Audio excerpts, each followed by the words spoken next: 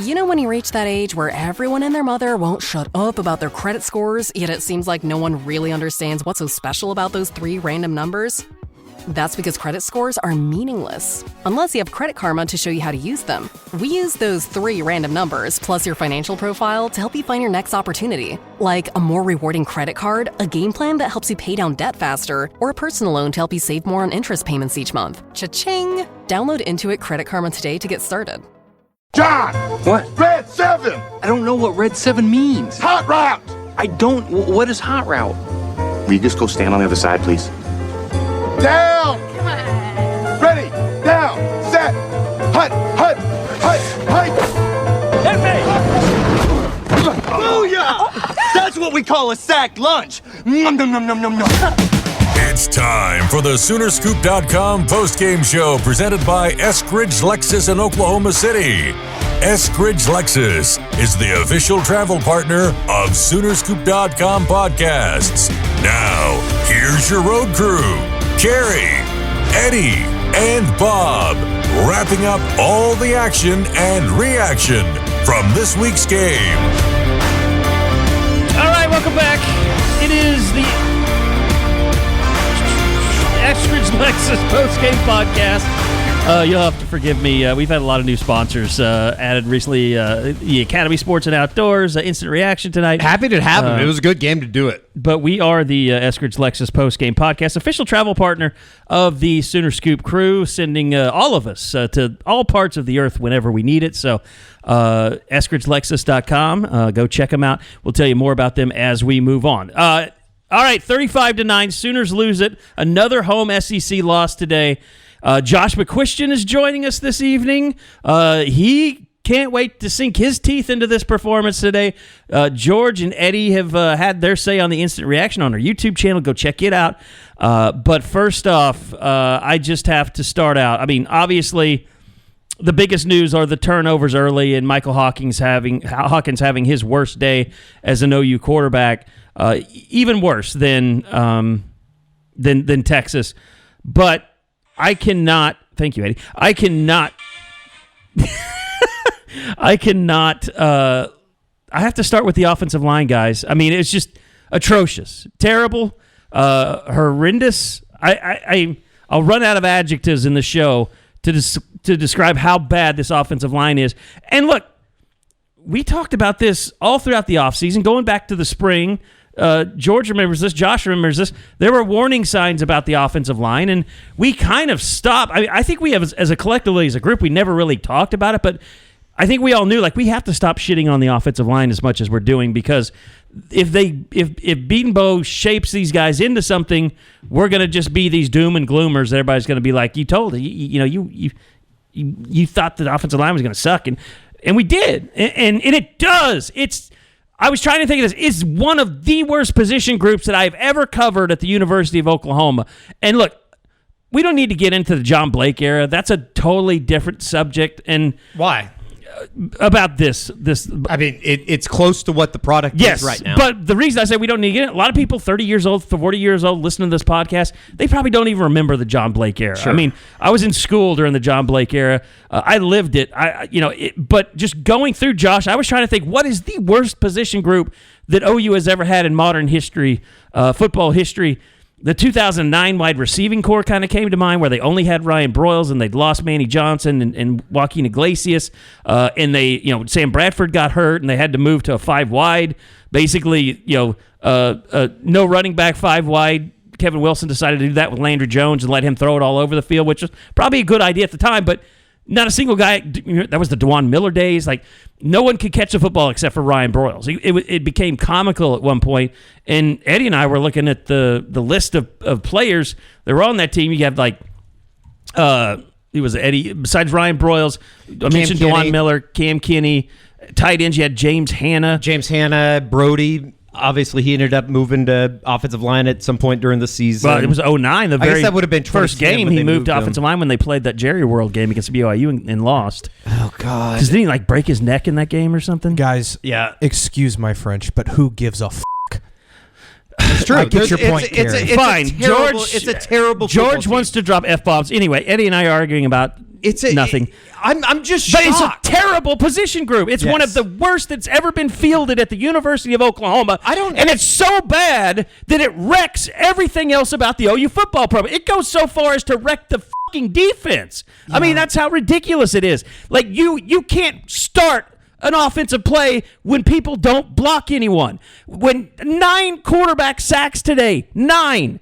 I don't know that I've ever seen a game where OU has given up 9 sacks in a game before, and I've seen some terrible offense around here. Does it make it worse, too, that they gave up more sacks, or the same amount of sacks, that they scored points today? On the offensive side of the football, it is a abject, complete failure. And listen, and it's so bad, too, and I'm sorry, I'm just ranting here. It's so bad that they thought their best option was to take a 5-star off the field. And look, Jackson Arnold deserved to be benched against Tennessee. He was terrible, and he was a reason that one of the big reasons they lost that game. But to bench him for a guy out of convenience because he can run around and cover up against Tennessee. You had to. But to keep him there after knowing that this offensive line was such a shit show, like your last hope was, okay, let's get a guy in there that can run around and cover up the fact that we can't block anybody.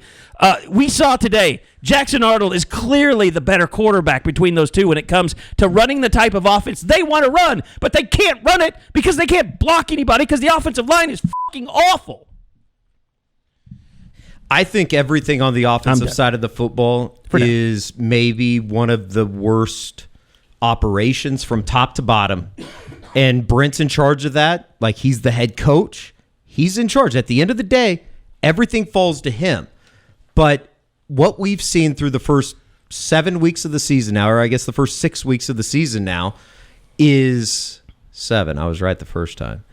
It's a complete failure at every level, whether it be offensive line, wide receiver, tight end. which, again, maybe it's incomplete, but I think it's an indictment of everybody over there on scholarship that Jacob Jordan was the best wide receiver on the field today.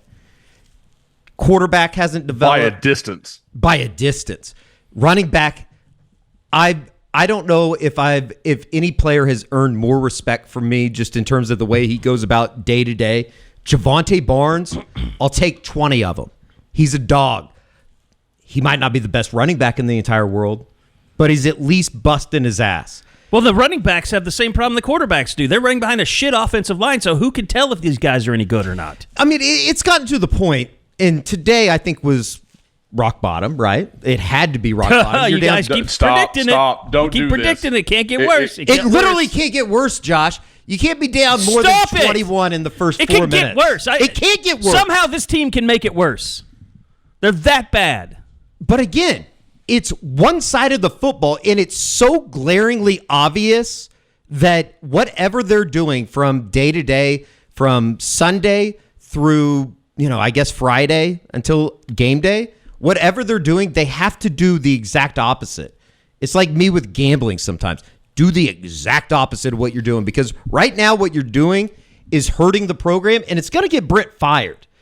And to be completely honest with you guys, there needs to be something that happens tomorrow. You can't keep putting this staff out there and just letting them waste, because they can, Brennan Thompson or Danny or Jackson, whomever comes in and talks to us, they're not going to throw their coaches under the bus. That would be idiotic. It'd be moronic.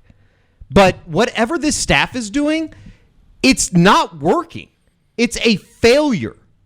They're fucking terrible. It's the worst offense that I can remember, legitimately, that I can remember in my lifetime. That was the worst game. It's so much worse than 2014 Trevor Knight. I would love to see Trevor Knight right now. And it's not even quarterback. I agree with you. Jackson Arnold's the quarterback. There shouldn't be any type of discussion about it. It should have been named after the game. But it's just, Josh, we tried to do the instant reaction after the game. It's tough to talk about this thing right now because it's so bad. Like, I don't know where you go from here. It's going to get Brent fired. Like, he better wake up. It's going to get him fired. Well, and that's the thing, Eddie. I mean, we were talking about this, guys, late in that game. There is. I understand the thinking. Like, you don't want to jump to it. You don't want to let, like, emotions rule, and you don't want to, because we talked about this last week, guys. Like, what's the point in firing midseason? You're not going to accomplish anything. There's nobody that you're going to step in and they're going to solve all your play calling problems. That's not going to happen. We know that. But at the same time, it's one of those things where it has hit such a ridiculous point with the offense and how ineffective they are that it turns everybody about like, well, who hired this guy? What happened here? The blame starts spreading around everywhere rather than, hey, this offense is a problem. They've got to figure some things out. And so again, this is not going anywhere. Like this offense is going to be bad all year. There is no fix to this because you guys are right. There's no unit on the field where you're like, well, at least they're doing their thing. Like, the running backs are probably the best unit, and Taylor Tatum can't block anybody. Yeah, and here's the other thing, too. We have to just start calling it what it is. I mean, everybody's tiptoed around it. It's the offensive line. It's Bill Bedenbaugh. It is, some things that happen, and, Andy Staples wrote about it, but we've been talking about it, but the quiet stuff is being said out loud now. The offensive line is decimated because of some, ways that Bill Bedenbaugh handled NIL, recruiting, all of that, evaluations, development, maybe even his coaching style. I mean, we saw it with Mike Stoops. It ended up that he stopped reaching his players, and it all went downhill, and he couldn't recover. And I'm afraid to say it, but I think Bill Bedenbaugh is at that stage again. I know we were talking, Josh, during the game. You even referenced Jackie Shipp. Like, at some point, you cross this line of becoming an old curmudgeon coach and you don't roll with the punches, and it snowballs on you and it's over. And it might be over for Bill Bedenbaugh, regardless of who he has committed recruiting-wise.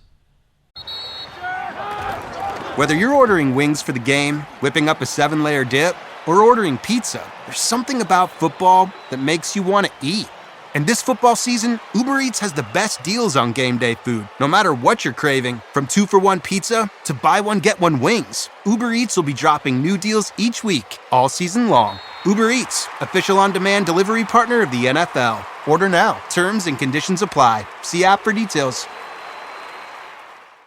Yeah, I talked about this on the board, guys, and I think I'm in the same place with that. Because, I mean, I make no denials. I have been very much like, you don't fire Bill Bedenbaugh. You don't do that. Like, I believed it not only because of the recruiting, but because of his track record and my belief that, like, to some degree this year, but really going forward, like, he'll get this figured out. He'll get this right. But today was kind of like, for me, maybe not. Maybe this is just. If you let it get this far, you've passed the point of no return. Like, yes, I do think he can fix it too, and I think he's embraced what NIL is and recruiting is and acquiring talent is. But it's when you're performing this poorly, it's too little, too late. Guys, if that offensive line is just what SEC average. Oklahoma has a chance to get back in that game. Jackson Arnold was playing decent football when he had time to throw the damn ball. If they had South Carolina's team today, it could have been a very different ball game for Jackson Arnold. And their line wasn't great either. I mean, what did they end up with on sacks? OU ended up with like 3 or 4 sacks? 6 sacks. I can't remember ever covering a team where it's so obvious, so glaring. One side of the football is holding everybody back. What? I could just tell George just wants in. He's sick of sitting here just saying nothing. No, I actually don't want in. I am enjoying this from afar. I'm at a loss for words. I am honestly stunned. I honestly thought OU was going to come out and play somewhat well today. It was their last best chance for a win in the SEC. I've bought into. They were down 21-0 before you could blink an eye. I had bought into Brent has built a great culture, and I think some of that may be still true. There's definitely guys in that locker room that still believe in this thing, but I walk on the defense. He has on the defense. But I walk out of that stadium questioning everything, and it's starts with Brent. It even goes back to you even have the dark thoughts of, boy, did Joe C screw up the hire? Like going back all those. I mean, it's just like, look, everybody is on the chopping block right now. I mean, even us.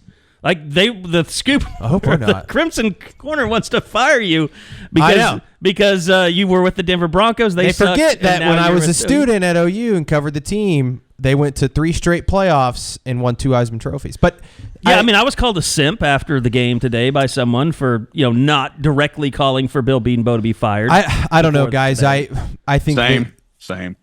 I'm kind of with Eddie. I think that they have to make a move tomorrow. I don't know what that is. I even joked, just fire every offensive graduate assistant. Something has to happen. I hate the discussion too. That somebody's going to have to lose their job because of this, but this is the University of Oklahoma. This is the worst offense that has been put on a field in 30 years. It legitimately is. And statistically, it's one of the worst offenses in the country. And I've been all week. I was very much an advocate of, guys, there's not there's no reason to fire somebody mid-season. It doesn't really change anything. Now it's that was before today. That was before they got their ass kicked by a very average team. And the fact is that for Brent to keep his job, like long term, he has to show that he knows it's bad and that he has to make a move. You have to. And here's the other thing about it too is like there is no hope that they're able to turn this thing around. There is no hope that you offensive can look line at. is way past the point of getting better. And finding and working it and I legitimately building chemistry. don't understand how they're that bad as a unit. Not individually on some guys. And we've talked about it before. Like, I don't think any of these guys are going to go play in the NFL or have a long career after college. Jacob Sexton appeared to have a terrible game to me today. Jacob Sexton's love the kid, but he's just not very good. Troy Everett was not good. Wee Woo was not good. I didn't see a single thing out there that was encouraging. From watching it on television it feels like from a video standpoint, like Jackson will catch the ball, the snap, and the play's over. The play is there are times that definitely feels how? It's not like that these guys are D3 players. They look like D3 players though. Jackson's first read is the defensive line. Yeah. Like, how much time do I have? And then he gets to make a decision on what he's going to do with the ball. Like, I mean, it's... Can I get this downfield or not? I don't want to single out Jackson. Mike was living the same life. Like, Mike's just so athletic, it made it not look like as big a deal. No, that first interception that Hawkins threw, Josh, he was looking at the defensive line and seeing like, oh, I don't have much time here. What receiver looks open? And the cornerback was, underplaying the route the whole way. I mean, he baited him into that throw. But that was it. I mean, first play of the game. Bill's totally lost control of this thing when he's just. I mean, today he was just throwing guys out there. I mean, it was just like every other possession, it was a new guy was playing at tackle or guard or wherever. It's like they don't have an answer. Like they're just throwing dudes out there and hoping that they do something. Well, it's kind of like to me. Who did they not throw in? Any of the guys we haven't seen? Yeah, the freshmen. Yeah, what? Why? I don't know. What is like? Is it going to be worse? Hell no! It's not possible.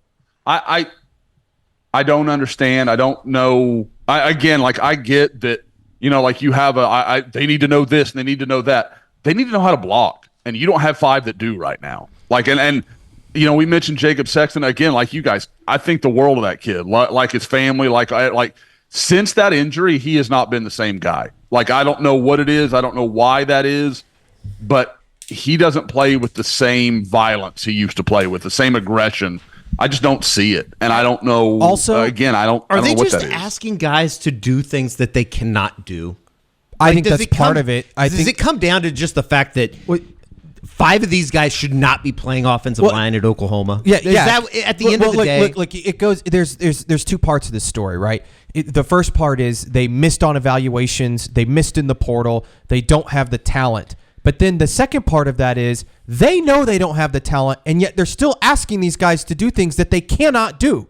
So either play somebody else or scheme something up that works. Because I think scheming something up was playing Michael Hawkins over Jackson Arnold. Sure, but you're still running plays that on the first play of the game, right? You're asking Bauer Sharp, who played at Southeastern Louisiana last year, to block the best defensive end in all of college football right now. Like that what? was a joke. What? How? Like how is that the insane game plan? enough? It's insane enough to do it once. They did it multiple times. Like that wasn't something that were like, oh shit, we got to get out of that look. We can't have that again. Also, they did it repeatedly.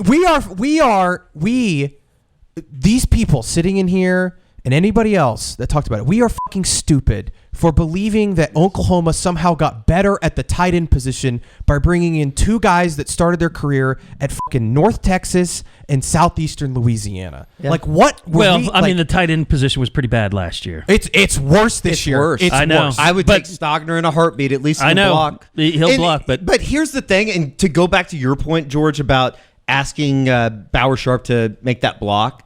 It's exactly, and Josh, this reminds me of the discussion that we had after the Tennessee game. It's like running right at Tennessee and thinking that you're going to have success. It's a very, very, either stupid or a very arrogant play caller to think that you could do that and to continually do that every single time. And they come out of a bye week and make things more complicated for your freshman quarterback? What are we doing?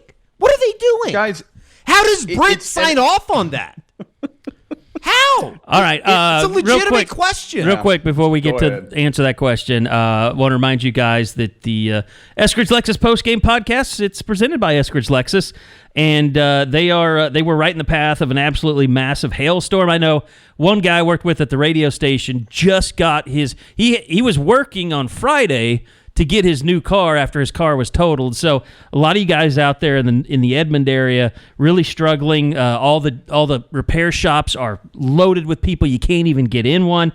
If you're in the path of that massive hailstorm and you're looking to get a new car, look, they have hell tents all over their new and pre-owned vehicles, so they escaped without any damage. You don't have to wait months to get your vehicle fixed. You can just trade it in as is for one of their new or pre-owned Lexuses. Also, as a scooper, as a listener, as a subscriber, you can get a $1,000 discount when mentioning that you are a scooper. So come by and test drive the new GX550, or maybe look at one of our mini RX350 or other great Lexus models. I know you guys took a RX to Auburn, which Maybe Ole Miss, maybe Eskridge Lexus will provide some offensive punch that you're needed, that OU is needed. But you can see all their new inventory at EskridgeLexus.com or call Ed and the boys at 405-755-9000.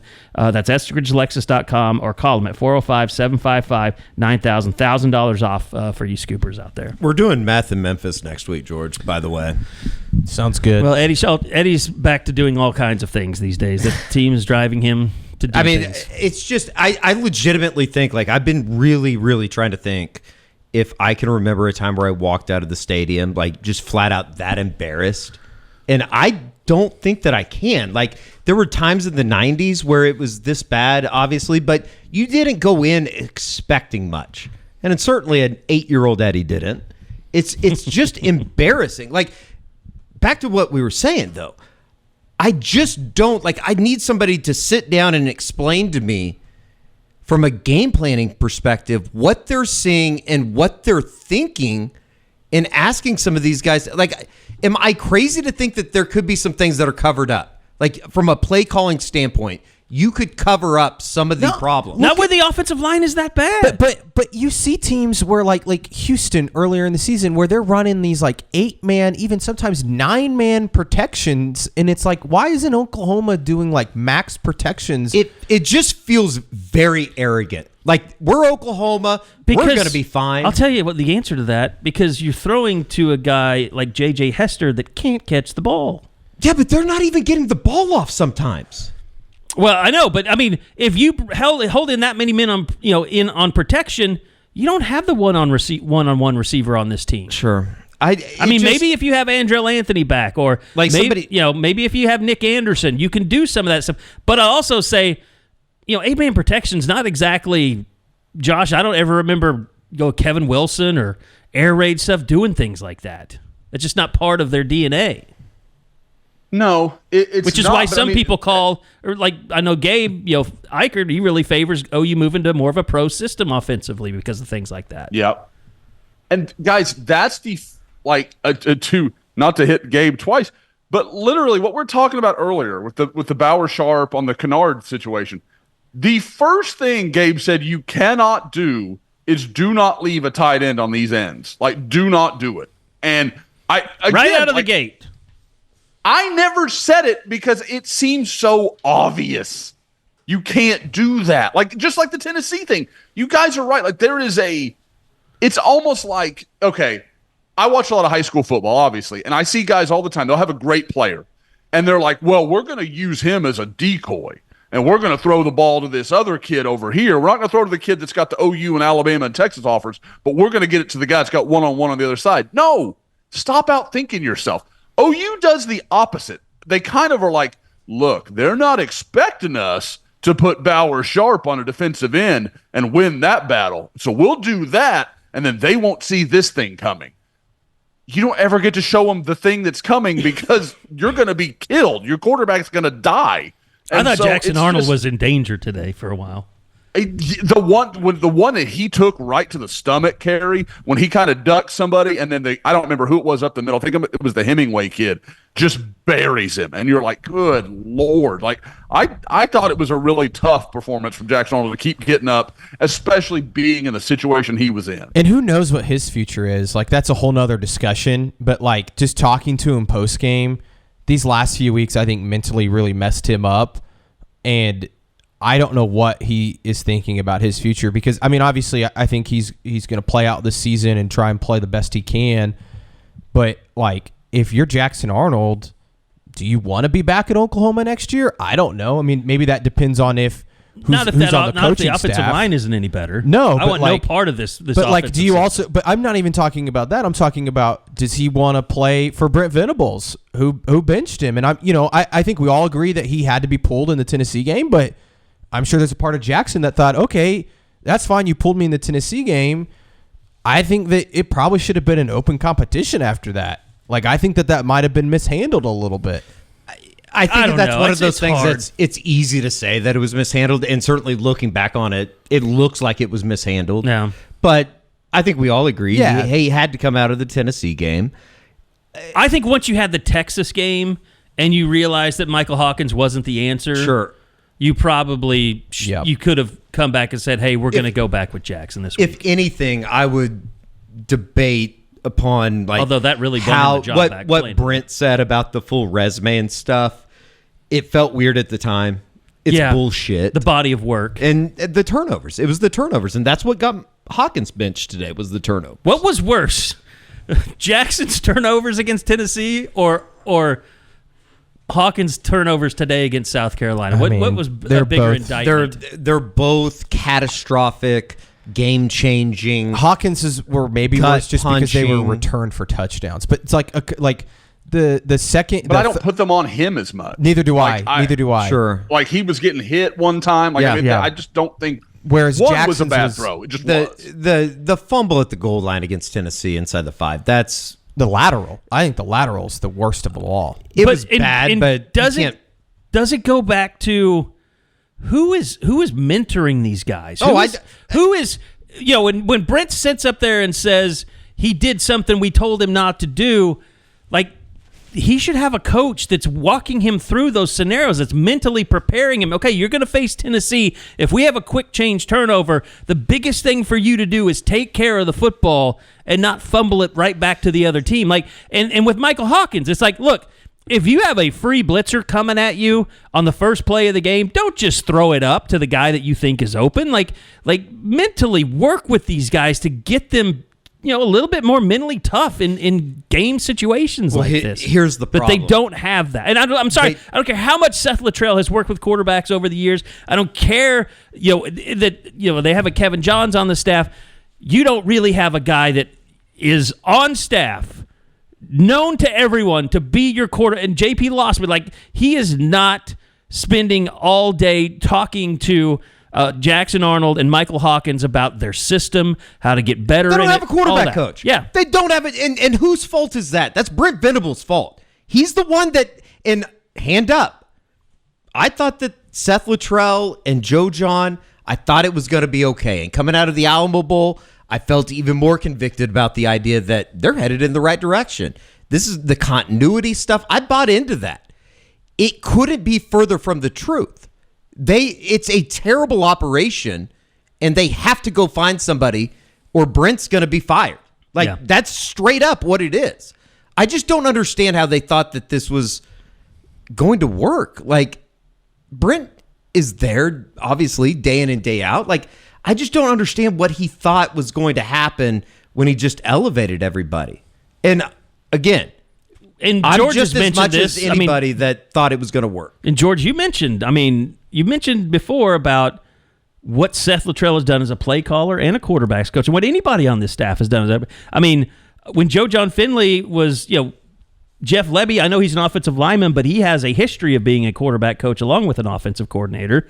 But he also, there was Joey Halsley and Josh Heupel in that crew. They were the quarterback guys.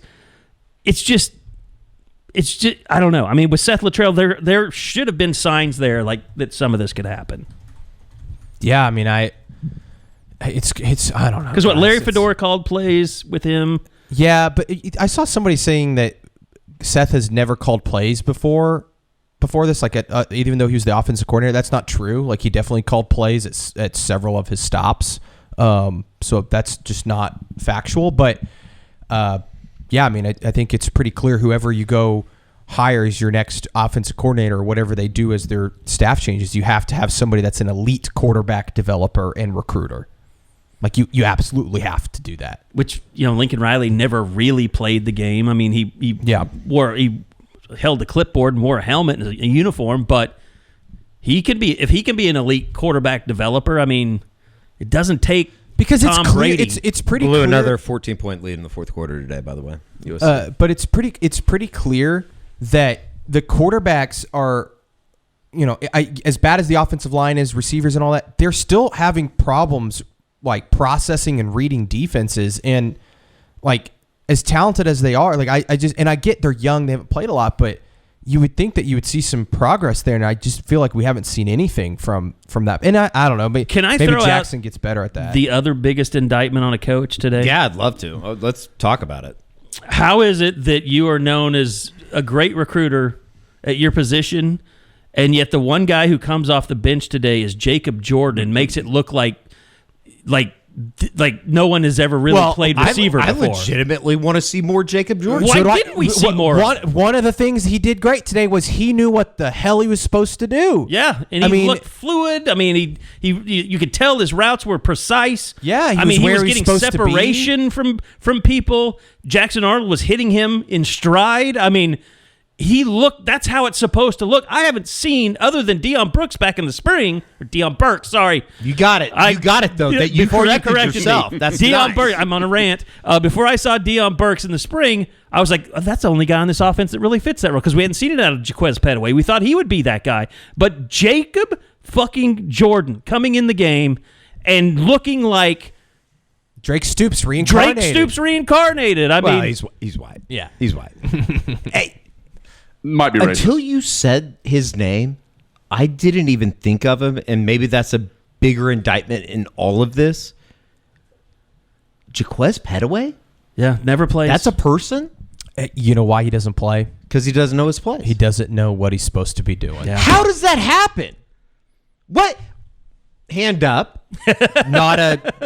Never played wide receiver. I think anybody that sees my body would realize that. But how do you not know what you're supposed to do? And here's the problem, Eddie. He's not the only one. It's like the entire offense. Nobody knows what they're supposed to be doing. Yeah, and that's on coaching. We've seen Reagan's be trot out there time and time again. He never does anything of note. Sometimes they throw him the ball. What do you have today, target-wise? He had one target, so, being a little hard on him. I believe he caught a pass for negative yardage. But, Zion Kearney has flashed here and there, but that's it. And by the way, Jake Roberts just looks like a guy that's regressed. Who? Jake Roberts. He looks like a guy that just stumbled out onto the field. I think he's just playing against better competition. Yeah. It's kind of crazy that. How long have we gone, Kerry? Not quite 30, or just over 30 minutes. We haven't said a single thing about the defense that I thought played okay today, but the offense is just so bad. I don't care about the defense. Who cares? Yeah, there's nothing to rip about. I mean, I love what Danny Stutzman did today. They were put in terrible spots because of the offense. And literally, I'm not even saying like they need to go out and score a bunch of points. I'm just talking about being functional enough to keep you in a game. The defense has guys at multiple positions, backups that can go in and play winning football. Yeah. Like, you want to talk about culture and all that stuff with Brent, and, it's not really working, is it, Brent?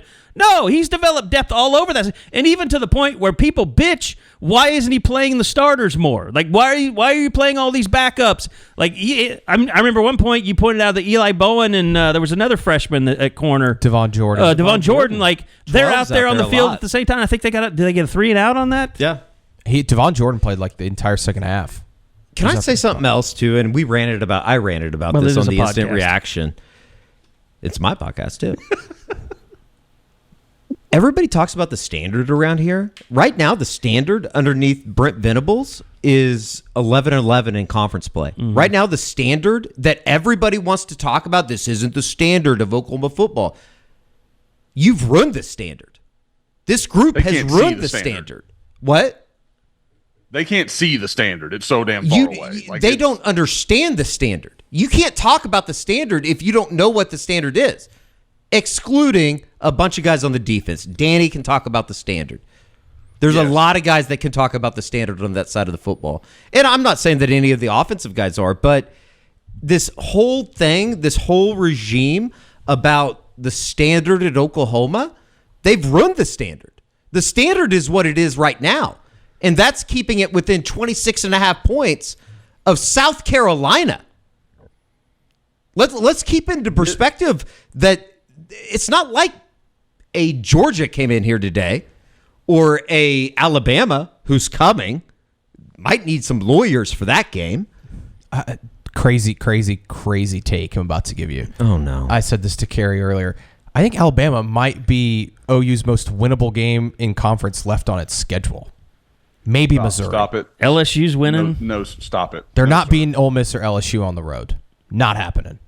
Maybe They're Missouri. not beating any of these teams. No. To be clear, as a most winnable, like if you do the stupid percentages like ESPN does and say, to be clear, I'm not picking them. I might not pick them to beat fucking Maine. Who is the only guy who picked against them this week? Yeah, I told myself all week I was going to fucking pick South Carolina. Hand up. I legitimately thought they were going to go out and play better today. I really did. Me too. And how could you not feel that when you just delivered one of the worst performances that anyone had ever seen against your biggest rival, and know how much shame you should have felt across the entire fan base, and to go out and to get down 21-0 and they have 2 turnovers that get returned for touchdowns, like.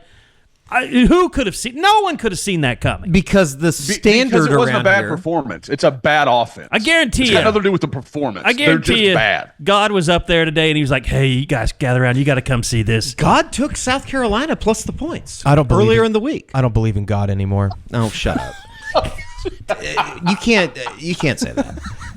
I'm saying that. I'll probably go to church tomorrow. You need to go to mass. Eddie needs about 2 more beers. You need to go to mass. I just this thing to really take I'm off. gonna have to drive Eddie crazy. home. You are. No, you're not. It's just crazy to me that this is where this is at right now. And I kept thinking that from the first quarter into about midway through the third quarter of I just can't believe that they've let it get this bad. And I really respect Brent. He's a great football coach, but the direction this thing is headed, it feels like we're heading into a coaching search. And I don't think it's this year, which is even worse because there is no hope. Here's the thing, Eddie, and I've been anti making a change in the middle of the year, but after what we saw today, there's no harm in changing someone's play calling duties, if nothing else, just relieving them of duties. If nothing else, just to get that message through the locker room and everybody goes, okay, maybe like somebody lost their job. Yeah, somebody's family is going to be affected because of this, which sucks. It sucks. There's no way it's just not toxic. There's no way that locker room is not a toxic place. Josh, I told George, I can't believe that. I told George on the Instant Reaction that like if it wasn't toxic, to a certain like sick level, I'd be more concerned if it wasn't toxic right now. All right, let's take a little palate cleanser because I'm going to go to. Can I go to the potty? Yeah, you can go to the potty, but I would like a water on your way back, please. Academy Sports and Outdoors. I'm not going to smoke a cigarette, I swear. Josh has got the bourbon out. What do we got there? Little Fortuna, little sour mash, little bourbon. That's it's not my favorite, but it's doing the job. Yeah, the comment section is going to be get this on YouTube after this, without a doubt. Anyway, Academy Sports and Outdoors, they jumped aboard. They said, "Hey, we want to be a part of Sooner Scoop and the Sooner Scoop YouTube and podcast world," and we said, "Hey, welcome." Hey, they've got great deals going on both in Oklahoma City and Tulsa, Owasso area. Stop by your Academy Sports and Outdoors in Oklahoma City for 4-day hot deals. That is through tomorrow. That is through tomorrow. Valid in-store only at your Oklahoma City locations. 25% off Row clothing, Freely clothing, BCG clothing, 25% off select athletic shoes and socks, and 25% off Fan Shop, although they should probably discount all the OU stuff and probably the OSU stuff. Rightfully so after this weekend. Also, Academy Sports and Outdoors in Tulsa and Owasso, your 4-day deals, special deals for you guys, 25% off Magellan Outdoors clothing and camo, 25% off shoes from top brands like Wolverine, Justin, Hey Dude, and Crocs. Also, $11.99 Blazer Brass 9mm ammo. Academy Sports and Outdoors, proud to be your hometown store for the best brands at the best prices in Tulsa and Owasso and Oklahoma City. So go check them out, support the great people at Academy Sports and Outdoors as they're supporting us. All right, man, you said there were like 2 official visits this weekend, Josh? Just a little palate cleansing. There was one. The Austin Pay kid, the big offensive lineman from Utah. You got to think he was impressed with what he saw. Yeah, that's man. Caleb Burns was there as well, coming off watching Oregon win against Ohio State, and he's probably going to come down to Oregon and Oklahoma. I forgot about that. That he was at that game, and he was here again. But the biggest news in recruiting is Cortland Guillory, the guy that's having a huge senior year here in Houston. He's at Texas right now, watching. Now obviously not going well for Texas, but it's not as bad as what Oklahoma put on the field today. Yeah, they said, we better not piss him off and put him back in. I mean, Arch had that one nice run, but other than that, didn't do anything to say you had to keep putting him out there. Hopefully, I mean, good God. By the way, just real quick, we could get back to it. Man, what about OSU last night? How about that BYU game? Eddie and I both watched the entire thing. We're kind of developing this. I don't know if we call it a brotherhood or whatever with Tyler Adams, Teabag. Love Teabag. But just watching him go through life as an OSU fan these days, it's not good anywhere in the state. Who would win Bedlam this year? The fans. That didn't go? The people that didn't have to go? Exactly. If you didn't have season tickets? I think OSU would win. Well, is Rangel lost for the season though? I mean, they have a shot with Bowman. I think he broke his collarbone. I don't think it matters. OSU's defense isn't any good, but they'd stop OU. Yeah, guys. It's legitimately one of the worst offenses. The Riley team. The what? Because the Riley, that's why this is so much worse than the Riley team. 100%. Because I know we made fun of them, but any given day you could say, well, Riley's offense could put up 40 on anybody. Yeah. And if you can score 40, you're in the game. I don't care who you're playing. Oh, I've had the thought several. If you can't score 10, you're going to lose to everybody. I've had the thought several times in the last couple of weeks, it's embarrassing that Baker Mayfield played here and that Kyler Murray played here and Sam Bradford played here. I don't know, George, you were listening to the broadcast. You always listen to the broadcast. Sounds like even Bob Stoops was a little disgusted by what he saw today. He was speechless on the broadcast in the first quarter. It was like right after they went down 21-0. And he just was like, "This is amazing in all the wrong ways." Yeah, this was relayed to me from my dad after the game, but just listening to Teddy talk about offensive stuff too, he's dumbfounded. He knows a lot about defense, obviously. He's dumbfounded at the things that Oklahoma is game planning and putting together to go out there on a Saturday to try to execute against defenses that I just go back to the Texas game. I continually go back to that and think, like, did they think that they were just going to, from a schematic standpoint, fool Texas? Did they think that they were just going to fool them? Was that the game plan? Was the Tennessee game plan to just run right at them and maybe something was going to work that we hadn't seen all season? I just don't get it. I don't understand it. By the way, Maine today they upset number 5 Villanova in the FCS 35-7. That actually is a big upset. Yeah. 35-7? Beat their ass. Good. So they have a defense. Good. They go out and lose to Maine, and I swear to God, Brent will have a hard time surviving that. Well, let's talk about this too. I mean, the stuff came out. I think SEC Mike was the first one that kind of started throwing this out there. But Brent Venables, he's got a pretty sizable buyout. $44.8 million to be exact. I mean, I know that this is reactionary, and I'm sure everybody wants to hear that we think he should be fired. I don't want to speak for you guys. I don't think that he's going to be fired this year, but it makes it even more depressing that you look at what this thing is offensively, and next year, I don't know how he will be on the hot seat. Yeah, he will be. You could go hire the greatest offensive coordinator in the world. I don't know if that fixes all of your issues. Like I think that you're going to have one of the best portal classes in the country to fix this. You know, I can't remember who I had this discussion with, but there's definitely the poachers are definitely out there. Did we talk about this at all? And I'm not trying to throw any names out there, but there are a certain set of schools. We did talk about this, but I think I told you about this. You told me about this, yeah. But there are people out there just waiting to see if they can poach quarterbacks left and right. Oh yeah, OU has got to get in on the offensive line poaching game. And that's why I look at it. If Brent's going to survive and I this. thought about it today. It's like, you got to go. If you're going to make a move, I know it's only October 19th, but you've got to start getting the wheels in motion if you're going to go back to the portal, where you obviously, it was just a cluster this season on the offensive line. Like, I still am just almost at a loss for words how bad the evaluations were in the portal. It's like they went into the Dollar line. Tree portal to get their offensive lineman. It was that bad. Yeah, and then you got up to the counter and they were like, sorry, your card's declined, but you can go back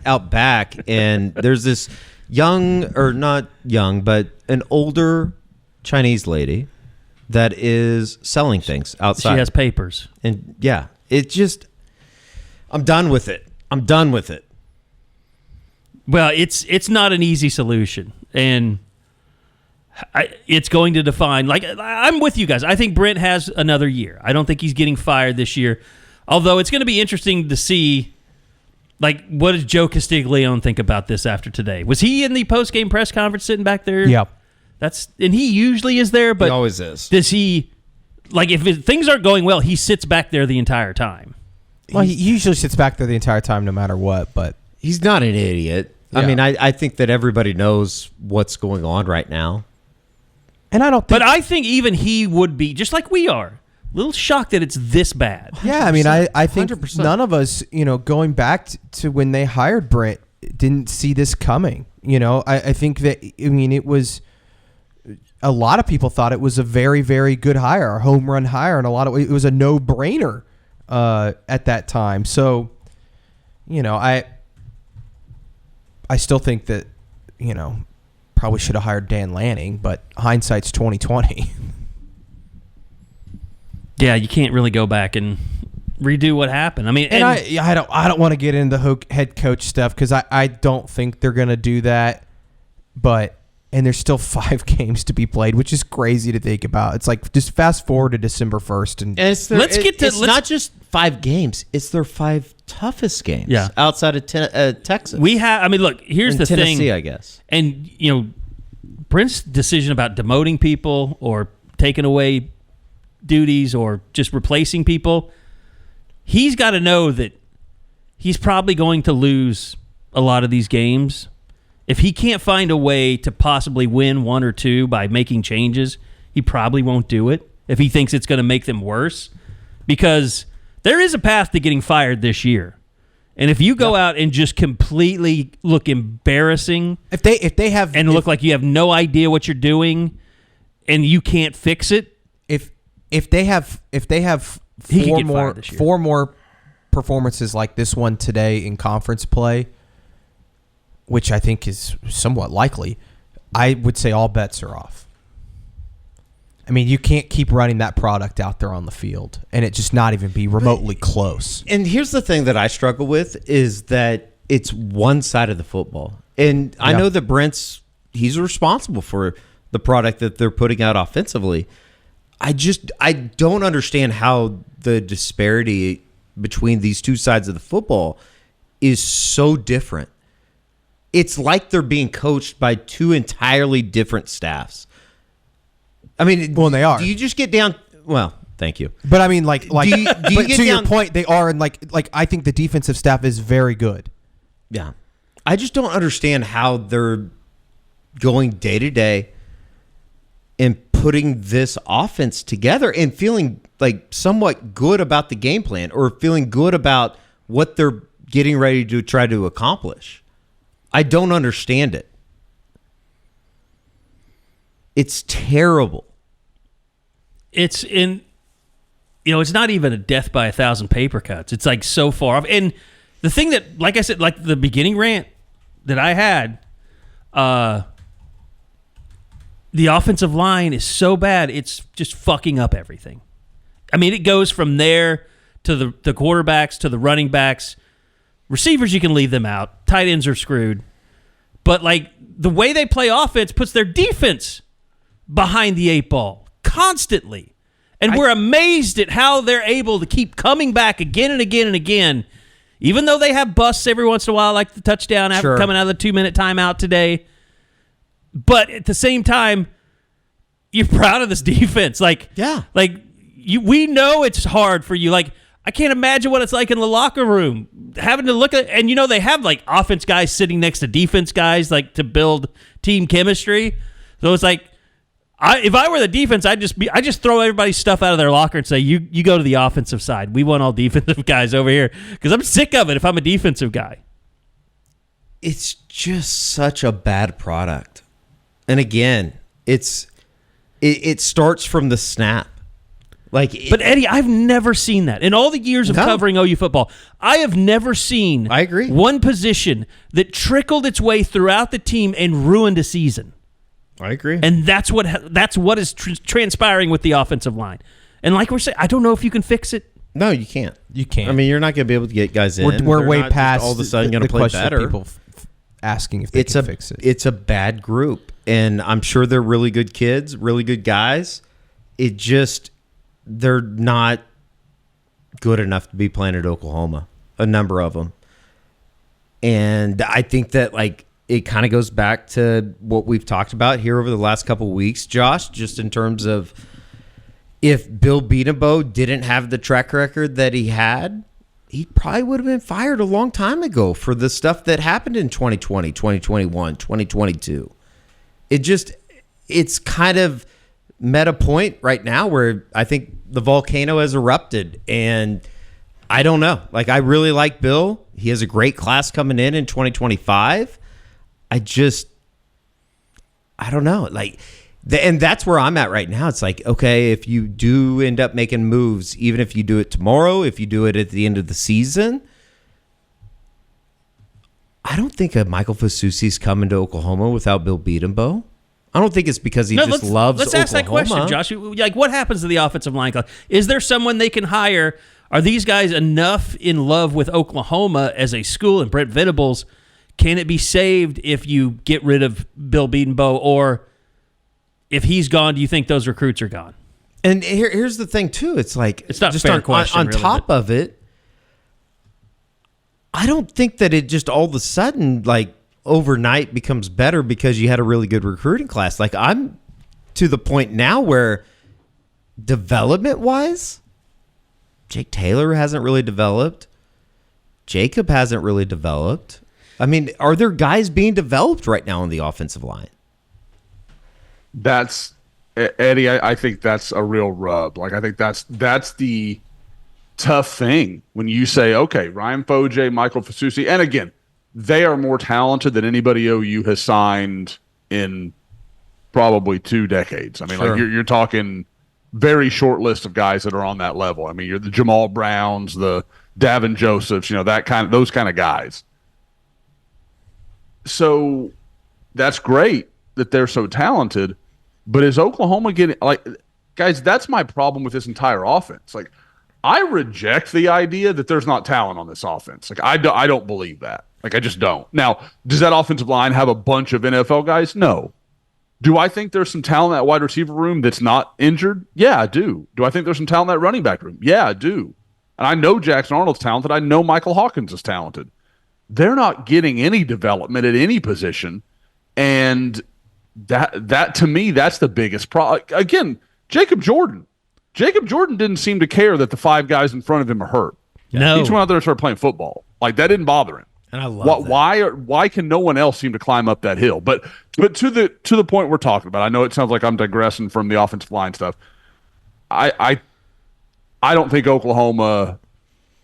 They might keep Owen Hollenbeck. I don't think they keep anybody else in that class. I think Afalava would be gone. I think Foje would be gone. I think Fasusi would be gone. But the reality, guys, the way it's trending, they may lose those guys anyways. Like, those guys have opportunities to go play anywhere they want to go play. I mean, Afalava was an Oregon recruit. Fasusi obviously can go anywhere he wants to go. Foje, same. Foje committed so early, people don't realize what the market would be for him. If he wants to go back out there, Foje can go just about anywhere he wants to go. People would be falling all over themselves. So this idea that if they keep Bill, that just means those guys are going to stay, that's not realistic. No guarantee. They can see what's happening. And let's say the loud part out loud, like the part that we're all thinking that, a year ago they promoted guys like Seth Luttrell and Joe John Finley because they didn't, one of it was continuity, but a large part of it was also like, well, we don't want to lose part of the recruiting class. We don't want to lose Devon Mitchell. We don't want to lose Jackson Arnold. We don't want to lose Michael Hawkins, whoever it is. They don't want to lose those guys. In today's college football world, I get it. You obviously you want Ryan Foje and you want Michael Fasusi, but you can't keep people because of that. You have to go. You can't let yourself be held hostage. Yes, you have to trust in that whoever you bring in to fill that can go get somebody in the portal or can go put together a last minute recruiting class and develop some guys. Like I understand it. I get it. You want those guys, but that can't be the reason why you don't make a staff change. It's too big for that to be the reason that holds you back. Well, guys, the thing, and talking about saying saying it out loud, the thing nobody wants to say. I think I said that phrase The quiet wrong. thing out loud. Yeah, I said that phrase too. Yeah, I did too. There it is. Yeah, I didn't get it. It's either. like that TikTok of the lady that's hot with the southern accent. It's like, say the weird thing. That's what it is. She tried to kill Trump, by the way. I don't know if people know that. My issue is where they are going offensively, and where we're talking about where, this starts to have implications that go even beyond the coordinator positions. Sure. Do you know how difficult that makes it to hire a coordinator when they know this could be a one-off deal? Like, no matter how good I am, it still may not be good enough. Like that's where your pool starts getting smaller and smaller and smaller. Like, because I know one of the guys I love is Shanahan at Indiana. I think he's done an outstanding job. Really, obviously just house Nebraska today. Man. I think that'd be a great hire. It makes a lot of sense. At the same time, with what Indiana's got going, do you make that move? Like, I don't know that that's a dead set thing. I don't know. Sorry. I feel like no. It's a good point. I feel like there's so many things that we haven't talked about that if we even touch on, we're going to go like another hour because we've been so focused on. Let's do it. What do you want to talk about? I don't care. What do you want to talk about? Like what? My kids are asleep. I'm drinking. Well, let's do this. Well, for me, we've talked so much about the offense. There's other things that happen in these games that you're just like, how are these like undisciplined things? The offsides on the defense on Terrible. the 4th and 5. And I get it. Was it Jaden Jackson? It was R. Mason. Oh, it was R. Mason. And then he almost did it again. Yeah. And then another small thing. Devon Jordan hasn't returned punts all year. All of a sudden, he's back there and he catches the punt on the 5-yard line, on the 2-yard line. Oh, is it 2? And that ball's going into the end zone. You just cost your team 10 yards, and you're like, 10 yards, big deal, big whoop. For this offense, it means everything. So it's like those are the small things. It's not so much Brent and the offense struggling and him screwing up and promoting those guys. It's other stuff too that you're like, that's just discipline. That's just like small things that like come down to everyday fundamentals from a coaching standpoint that cannot happen. And is that the stuff that you thought you could count on with this team? Yeah. Like, I thought under Brent Venables, whatever else I knew, they were going to be really disciplined, and they are not. And it's been like that for 3 years, Josh. Yep. From day agree one, more. it's been like that. I know, and if it works out, great. Like everybody loves it. I thought the fake punt was maybe one of the dumbest in-game decisions. That was another one. What was that call? I've ever seen. From what I could You're tell, down 21-0. Jacoby just blew the block. But they were saying on the broadcast, the radio broadcast, that might have been part of the fake where he's trying to get them to bait and running with him down the field, like as if they're punting the ball. But it doesn't matter. Whose idea was that at that moment in the game? To do that, and then throw it to Bauer Sharp. I thought it was the dumbest play call, maybe all day. To be completely honest, you're already down 21-0. I know that you're trying to get back into the game. I know that you're trying to make a big play and change the momentum of the game.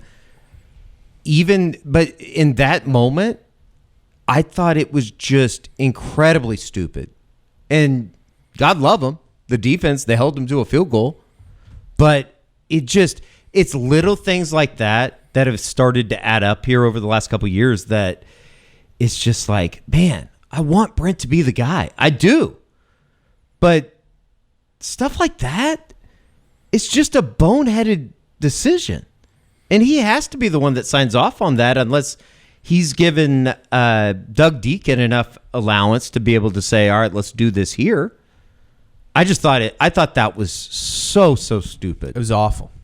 I couldn't believe it. They lost yards on that too.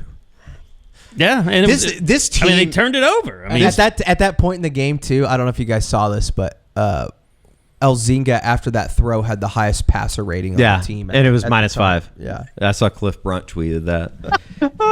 Well, did you see? I mean, I saw Brunt tweet this too, but -200 was Michael Hawkins after that first pass.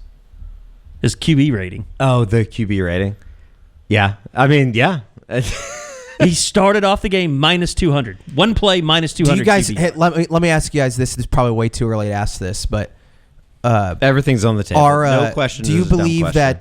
Do you think both Michael Hawkins and Jackson Arnold are on the Oklahoma football team in 2025? No. Do you think? I legitimately can't sit here and say that. I can't sit here and say that. I guess not both. Do you think either one? Because I think one of them's obviously gone.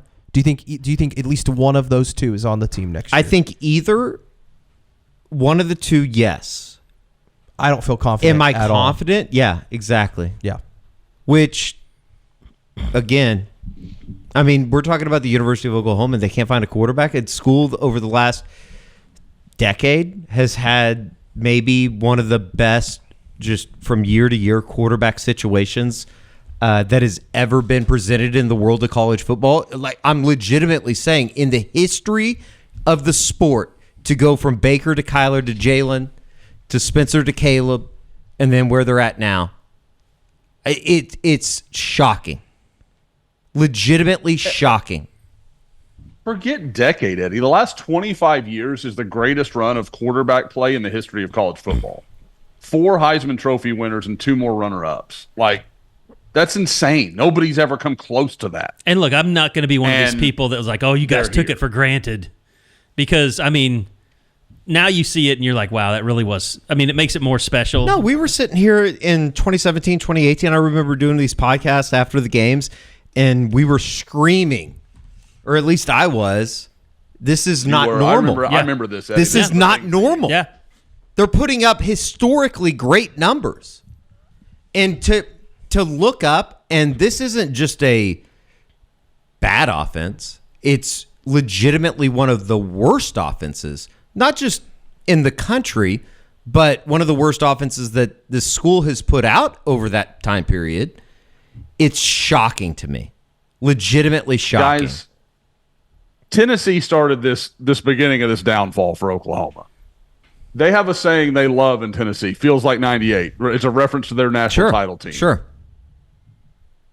I don't think OU fans should love that phrase as much, but offensively, it kind of feels like 98 for Oklahoma. Yeah. Like that's what this is John Blake bad. Like, again, when every stat you're seeing, I think, Kerry, I think Curtis put something up where he was like, every stat I see is like first time since 1998. Since 98. Yeah. Like, there's that. That's never going to be good. As Eddie is said, that is so not the bad. standard that you're setting, that you're going for. Exactly right. And I feel like right now there's a lot of fallback on the tradition, what they've done in the past. And with this current staff, it just feels like it's anything but. Like it's almost to a point, and I know a lot of the guys that are on the staff right now have ties back into that history of Oklahoma and the tradition. But there's a certain sense that's like you're just using that as an excuse. You're using that as something that is convenient to say, when in reality, everybody, like my mom knows that this isn't a good offense. Like, it's not what it's supposed to look like. I don't know. It's very. I would say it's very defeating in a way to look at what this thing is right now and try to figure out ways like we were talking about it on the walk back over from the stadium today. It's like you can get to the off season, and I think a lot of people would welcome that, but even in the off season, there's no hope right now to get this thing turned around. There's no hope that they can just start playing better, or there's hope that you're playing a bunch of freshmen and you're going to go through these peaks and valleys. There are no peaks and valleys. It's a flat line right now. I don't get it. I really don't get it. And I think the thing that like sucks the most about all of it is they have made steps defensively. In Huge past steps. In past years, if with an offense like this and the way that the game started today, it almost kind of feels like they got lucky that they got out of there with the 26-point loss. It could have been a lot worse. I thought they were going to lose by 50.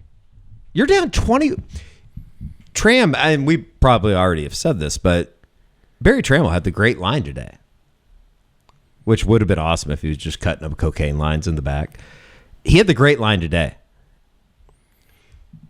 Somebody has to laugh about that. The idea of that'd be hilarious. With Amber Heard? The game started at 11:45. She just shit everywhere. The game started at 11:45. It was over at noon. Legitimately. The game was over before the siren at noon. And the game started at 11:45. I've never been in the stadium where that happened. If this isn't rock bottom, my God. I mean, the modern day OU fan, even the youngest of you, we had Paul Thompson on the Family Business this week. He lost his job because he overthrew one pass in against TCU to open. Travis Wilson was wide open. Are you guys seeing what's happening in Austin right now? No, what's happening? People are throwing shit on the field. Yeah, there was an offensive PI call, I guess. These people in Austin are disgusting. So disgusted. I'm disgusted. This is what Oklahoma fans should do. Start throwing shit on the field. You can only imagine. Well, they tried to start. They tried to start a insurrection on the Crimson Corner today. Who did? The Crimson Corner. About Message Board meeting Geniuses. the team on the. God, I saw that. Hold of it. I loved that. I loved that move. Disgusting, Texas. They're going to get a penalty, aren't they? I mean, they have to. Lost all control. Yeah, at least OSU why fans are they throwing? Why are they throwing? There was a PI call. PI call. Texas had Texas ran back. Yeah, but got called back. Yeah. Oh, really? I'm about to show it. I'm a second ahead of you, so yeah. Here you go. Yeah, it looks like PI to me. That's bad. That looks That's a like bad call. offensive pass interference. It's a bad call. Yeah, I would say offensive. That's a bad call. He was trying to create space for himself. I for think back shoulder. Well, that's effing horrible. You could see him say that. You can say that. what a potty mouth. Word. What a potty mouth. I think we're up over past a dozen. Oh, we passed the F-bombs. sack totals. What if? For sure. Yeah. Oh. My dad, I think, might join the podcast next week, Carrie. He is staying at the same hotel as Eddie and I in Memphis area. And take a third mic. I think that'd be welcome. great. I know he's got plenty of thoughts. It'd be awesome. I bet he just needs to get a 5-minute segment where he can just get his takes off. Yes. Just say what you will, Mr. Thoya. Go. I'm going to make it my mission, Josh, to get Big Voice Guy to do an intro for that one and not George III. That'd be great. That's fantastic. All right, let's get out of here. I want to see your girlfriend. Yes. Yeah. I do like the shirt today. It's a nice looking shirt. I don't know if you're trying to. She bought this entire outfit. You can that be I'm wearing. dismissed. I'm ready to go another hour. It's very disappointing. I don't know. Maybe we were idiots. Maybe we were idiots for buying in and thinking that this thing was going to be a little bit better than I it think is. you can say that. But the Seth bar is Luttrell- so low. Seth Luttrell had a great resume. I mean, he's worked with some of the best offensive guys out there. But there were questions, sure. I don't think any of us knew how this was going to go. I just keep going back to what did we miss? What did we miss during the summer? That they are so bad on the offensive line that they won't even be able to run an offense. It's unfair to every single coach and player and staffer on that team that the offensive line is this bad. But you would think that even some of these guys, and I know that they miss, I'm not trying to defend them. You would think though they could put together series or at least consecutive plays and be able to move the football. But every time they snap the ball, it's an abject failure. This Texas game, they've called off that pass interference. I don't even know how they could. They reversed it. You can't do that. They reversed it and gave Texas the ball. That's not even doable. This game's going to be Kirby's protested. What in the hell? You can't reverse a pass interference call? That might be the. I think it's rule. I think that's what happened. I mean, it was on mute, but that's. I mean, that's what they're doing. Is it rule? Everyone going to look up who come up with these references. We don't need to go another hour, as it seems. No. Because we're running into material that's just going to get us canceled. Just take Eddie over to the girl's house. He'll sleep on the couch. It's going to be fine. Look, here's the... No, I will video. That's what I do here, Josh. And it'll be classy. Look, here's what I really kind of... Let's get some closing thoughts. How about Here's how this got... So you asked, how did we not see this? Yes. And that's a legitimate question. Think about this. I feel like an idiot for thinking that they were going to be good. Think about this. When Brent Venables, Todd Bates, Miguel Chavis, all those guys came in here, what did they do first and foremost? They set their eyes and their focus on building a defensive line that could compete in the SEC. Sure. And they did that through... I mean, Josh, go over it if you could. Like, the guys they brought in, the guys... I mean, it was DJ Terry... the guy from Notre Dame, Jacob Lacey, they went out and attacked the portal and attacked NIL and did it with a ferocious intent of stacking the line with talent as much as they possibly could, because they knew that was going to determine whether or not they were going to be able to compete in the SEC. And defensively, they stack up. They don't have the first round pick at defensive end. That's what you might have seen today, but they compete at a very high level on the defensive line. What was the offensive line doing at that time? There was no urgency to go out and stack up bodies that could go out there, that were Ben Powers, interior guys that could go and mash and get you the yardage that you needed. It was, we don't want to play that game. I'm not interested in doing that stuff. I'm not going to pay a kid to come here when I have to coach him hard and he's just going to quit. Like, they fought against it on the offensive side. And that was, I'm sure Jeff Lebby at the time, brand new offensive coordinator, knew that Bill Bedenbaugh was the veteran and you had to give him his space and let him do what he wanted. He got the hell out of here before it all came crashing down. But you know that Jeff Lebby had to feel like we're not doing this right. He left because he had to, right? Who, Lebby? Yeah. He got the head coaching job. That's what I'm saying. Yeah. He left because it's not like he left and was like, oh, shit, these guys don't know what they're doing. But we all know he was willing to play the NIL game as much as possible. 100%. As much as he was allowed to be. 100%. So what's happened is now we're 3 years down the road. The defensive line has been built.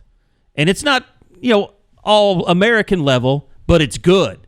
The offensive line, now you see where all those misses and non-transfers are killing this team. Texas just score? No, they did score, and then they got a big tackle. But that's what we missed. Yeah. And that's what's rearing its ugly head right now, and why everybody's butts are on the line.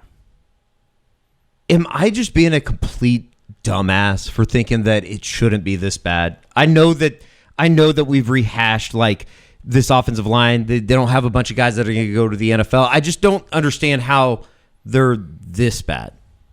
Like, how do you get five guys that have played, and it's not like they're inexperienced. You can't blame inexperience. They're just playing very poorly, which I think my brain, the only way that you go is they're being coached very poorly. Is that unfair, Josh? Or they've tuned out their coach, which happens when you're that hard of a coach. Yeah. Eddie, I don't think you're wrong at all. Like I said that earlier, like I don't believe that this offense is devoid of talent. Like I'm not saying it's a special group or should be putting up 30 a game or anything like that. Like it's mediocre. Guys, my biggest problem as I look around and I see, kind of different situations, it's not just the offensive line. I don't know who is in charge of Oklahoma's portal evaluations. You're not seeing Oklahoma hitting the portal very often. Like, look at Kennard, a guy that had, I think, like 10 career sacks coming into this year. 100%. And out of Georgia Tech, Oklahoma probably could have had him. Like, or at least gotten a visit, been in the race. And they get Caden Woolard, who has been an okay player. That's not a bag on Caden Woolard, but he's certainly not playing like a future first-round pick that we know Kennard is looking at. And then, you look on the offensive line, all the problems there. You've got J.C. Davis playing like a future NFL guy at Illinois. You've got Fernando Carmona from San Jose State that's playing pretty good football for Arkansas. Like, there's all these guys, and it feels like Oklahoma is just kind of like they're rudderless in the portal. Like, oh, well, this guy comes from a big school, and he's played a few games. He must be good. Like, there's no nuance to it. There's no method to any of it. Yeah, look at his stats. Oh, Woolard had 14 sacks or whatever. I mean, and that's what I'd love to know. Like, who is in charge of? Like, who runs their their portal scouting? And like, if you're looking at Woolard and you're looking at Nick's was the Scouting kid? Is that how you say his name for A&M? The defensive end from Purdue. Yeah, the kid from Purdue. Yeah, like everybody knew, like, oh, this guy really looks like something. And A&M just came in and swiped him up. And OU wanted him. I think they tried to get a visit, and they didn't end up getting a visit because A&M got him before they could really get involved. He's from College Station. Okay. Like, that was going to happen. But I mean, that's one of those things. It's like when that kind of guy gets in the portal, you've got to have your shit together and be ready to go after him. Sure. Or like you're saying, evaluate the right type of guy. I mean, obviously, all the evaluations play out. Bauer Sharp is not working out. I mean, he's the best they got, but he's not good enough. How is he the best they got? Play someone else. I mean, at this point, you almost have to play Devon Mitchell just to show people that he's not ready. Bauer Sharp ain't ready either. Yeah, 100%. Devon Mitchell, and I have no backstory on this, but it just seems like he's a prime portal candidate. It just seems like he's every single player on the offense. To me, and that's fair. To me, Devon Mitchell's biggest problem is that he never should have reclassified. He wasn't ready physically to be in college yet. I would say more maturity-wise, wasn't ready. Yeah. Take the receivers that are hurt right now. Take them out of the equation. Do you think you could pick 6 guys on that offense you really want to keep? Like, you really would be disappointed if they left Norman? Oh, right now? Like for next year, 2025? Maybe Yes, not so I'm much talking like production. 5-6 guys towards next year. But just like these guys we're talking about earlier, Javonte Barnes. I'd say Jackson, Zion, Kearney. I think he can stay around. Agreed. Jacob Jordan.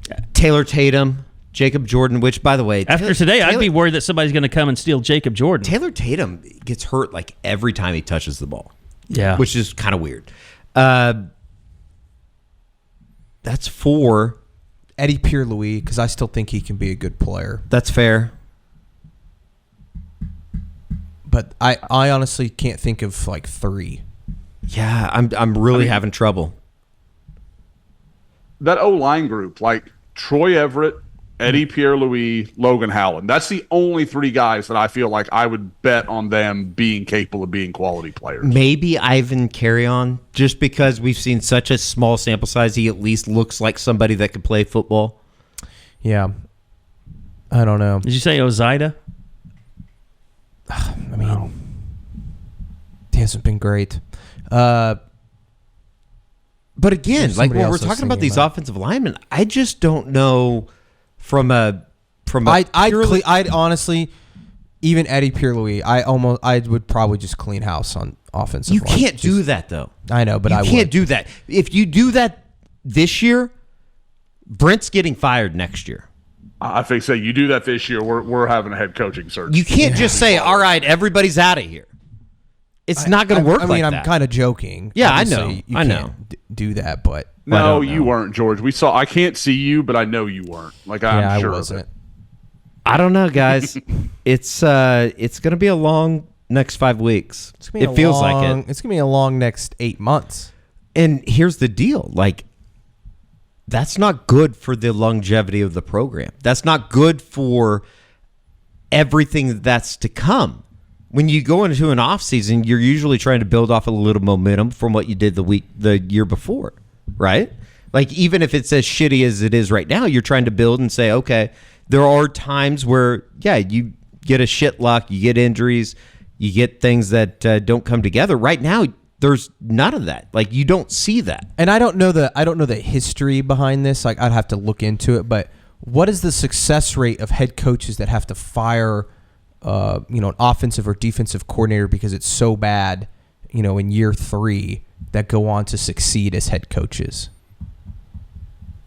I would guess that number is very low. I can't think of anybody that has just necessarily done that. Yeah. Maybe you find some offense coordinators that like a offensive coach would fire, and then it's more of like a placeholder type of deal. I don't know. What do you think, Josh? Guys, I'm huge on coaching momentum. Like, once it starts going the wrong way, the list of guys who get it back on track, like Matt Campbell at Iowa State's a good example. That is incredibly rare. Like, once it starts going down the wrong direction, it's really, really hard to turn the momentum. Josh, Bob did it. Yeah. And Josh, he's at a program, though, that at Iowa State, talking about Matt Campbell, that's okay. You can go 6-6 or 5-7 in a year and turn it around. Oklahoma, you can't do that. And you mentioned Bob. Wow. Even Bob's lowest years were 8-4. Like this, like 7-5. Like it's not like this. No, I couldn't agree more. And to me, I just can't get past that idea. Like, you don't. Again, the stat. I can't remember who put it out. I'd give him credit if I could think of it. Since 1960, Oklahoma's had 6 losing seasons. They're looking at 2 of 3 under Brent Venables. I think it was Carson Cunningham. That can't happen. And I don't care what conference you're playing. I don't care how tough your schedule is. That's not acceptable. 2 in the first 3 years, Josh.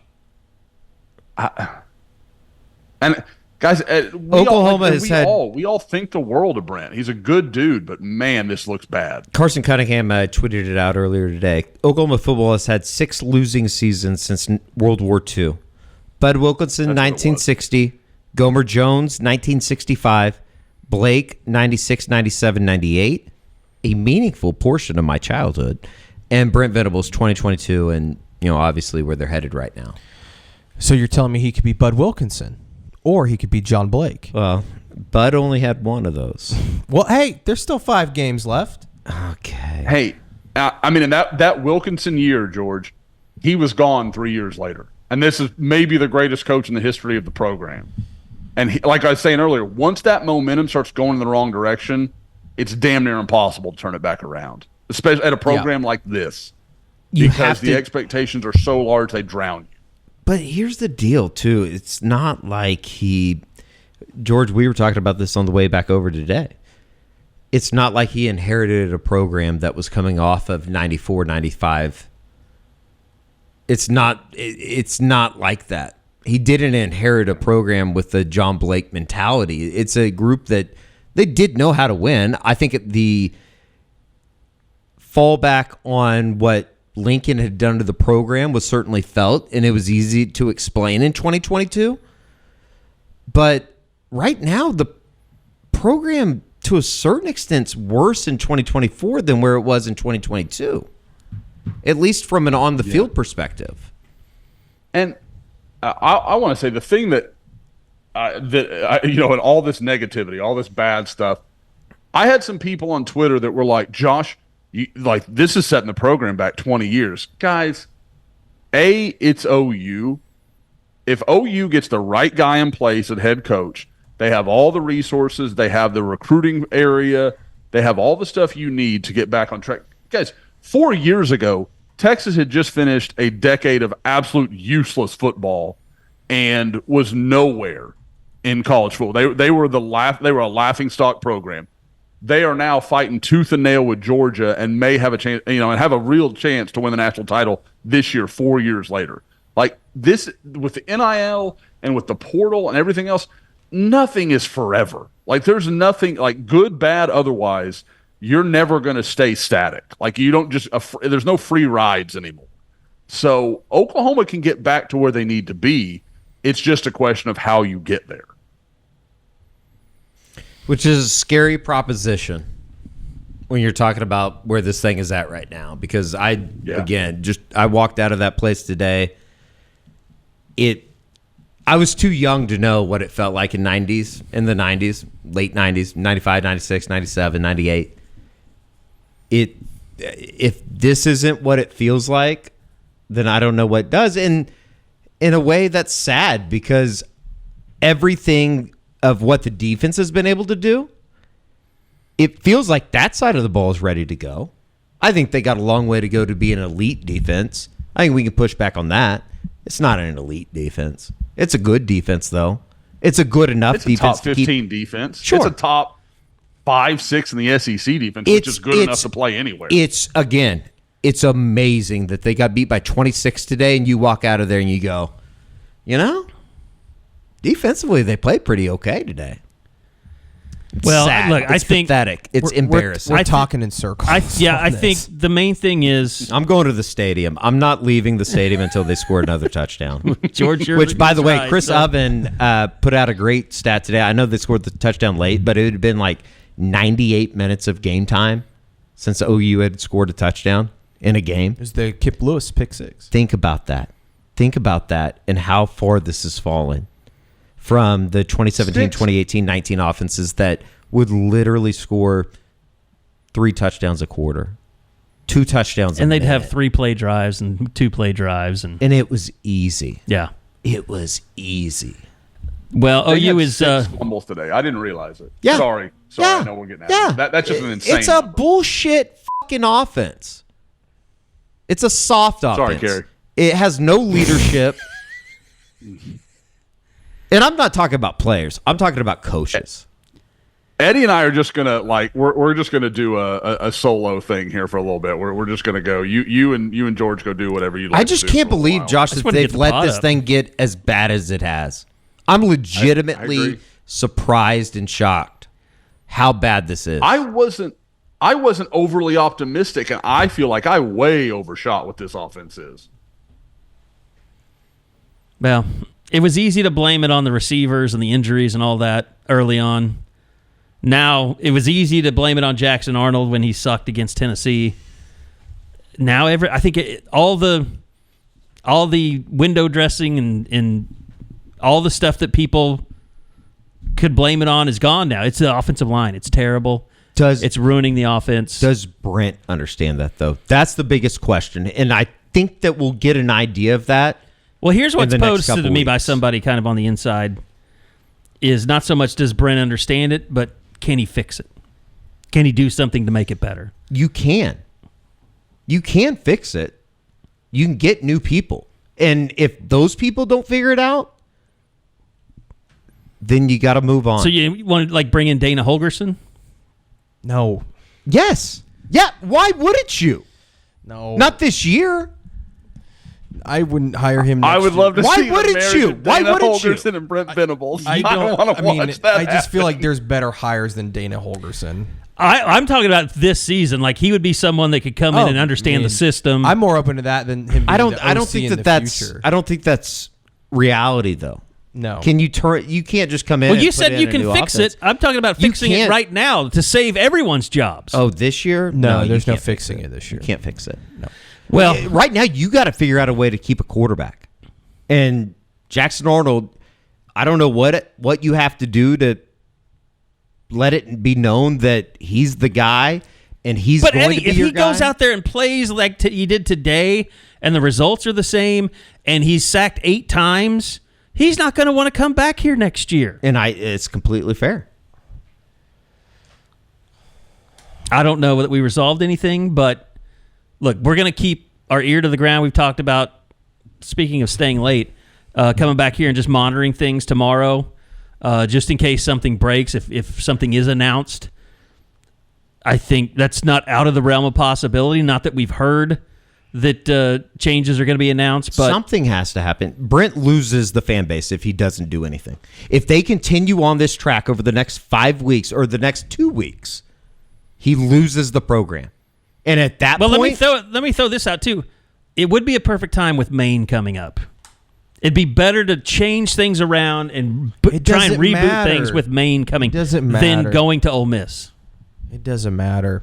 What doesn't matter? That when they fire anybody. So just keep putting the shit out No, there. Eddie, God damn it. It's not. No, I'm saying it doesn't matter. Like they just fire him tomorrow is what I'm saying. Yeah. I'm on your side. Okay.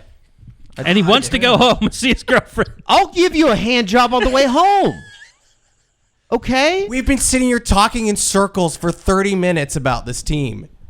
It's dog shit. It's Eddie's process. This is what he needs. I feel better about it. All right, we can get out of here. Well, stay tuned. Look, we've never been through this at Sooner Scoop. I mean, we've been through some weird stuff like Lincoln leaving, but coaches on the hot seat, this much of a hot seat, knowing it, a season this terrible. Josh, this has never happened in the history of Sooner Scoop. I mean, when Lincoln left, they were what, 9-1 at one point in that season? Like they were still very much alive for everything. We've never, I mean, Bob Stoops came along when Rivals started back in the day, and we covered that stuff for 18 years over there.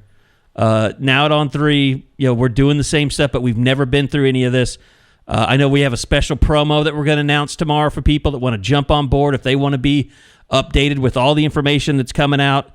But stay with us and join us. As there's going to be lots of stuff floating around. We'll keep you updated on all the latest rumors and everything that's being said behind the scenes. So thank you to Josh. Thank you to Eddie. Thank you to George. I'm Kerry Murdoch. We'll see you back here again next week for another edition of the the Eskridge Lexus Post Game Podcast. See, I don't even know what pod we're on now. The Eskridge Lexus Post Game Podcast on Soonerscoop.com.